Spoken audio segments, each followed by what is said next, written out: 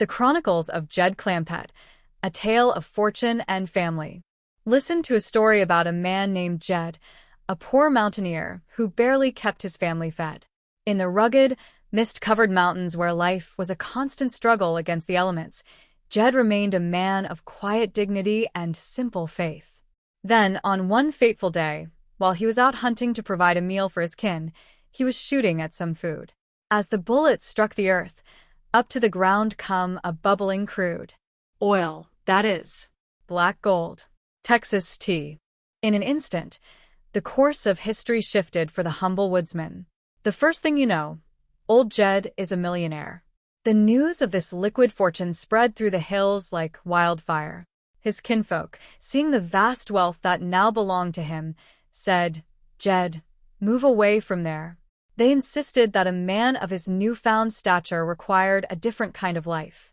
They said, "California is the place you ought to be."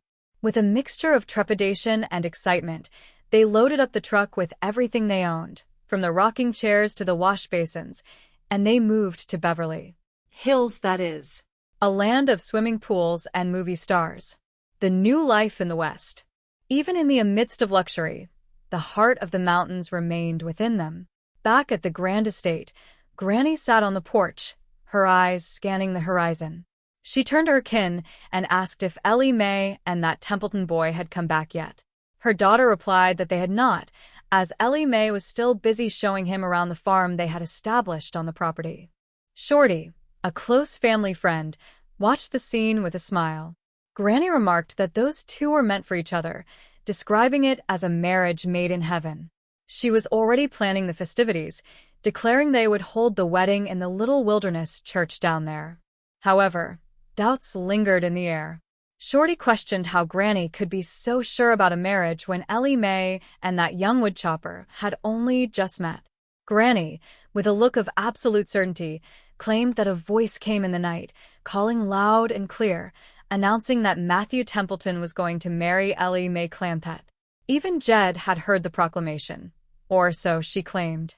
When pressed for details, it turned out Jed had simply pounded on the wall and told her to shut up. Regardless of the skepticism, Granny was wishing to make it so. She was determined to have them on their honeymoon before the week was out. Shorty chuckled, wondering what would happen if Ellie Mae took the young man inside the mill. He mentioned the cake that Ellie had baked, a creation so solid that people were using it for a millstone. Beck Bozeman was reportedly grinding corn with it at that very moment. Jed and Shorty had even tried to buy it back to save her feelings, but the miller refused to sell such a durable tool. A feast for a groom. As the day progressed, the anticipation of Matthew Templeton's arrival grew. Granny was busy in the kitchen, preparing a feast that would rival any mountain celebration. She boasted of the delicacies waiting in the oven: a brace of possums, hog jowls, and turnip greens. There were grits with squirrel gravy, corn pone, chitlins, hush puppies, and her world-renowned special huckleberry pie. When Ellie Mae finally returned from her walk with Matthew, Granny greeted them with excitement. She asked if they had worked up a good appetite, and Matthew, ever the polite and hungry guest, remarked that he could eat a bear. Granny ushered Ellie into the kitchen to get busy with the final preparations, insisting that she fix everything from the jowls to the huckleberry pie right away. Matthew was deeply impressed. He praised the huckleberry pie as the best he had ever tasted. Granny, acting as the ultimate matchmaker, played up Ellie's virtues, describing her as a remarkable girl who could take care of a dozen babies while weaving beautiful material and keeping the house spick and span. She told Matthew that the fellow who got her would be a mighty lucky man. In a moment of directness, Granny cut right through the rind and got to the milk. She asked Matthew if he would be interested in marrying Ellie Mae. To her delight, he responded that he indeed would. He expressed that he would be proud and honored to be the man who marries her. Banking and business. While the fires of romance were being stoked, the world of high finance was stirring. Mr. Drysdale, the wealthy banker from Beverly Hills, was in a state of panic. He had heard rumors of the wedding and the potential move of the Clampett fortune.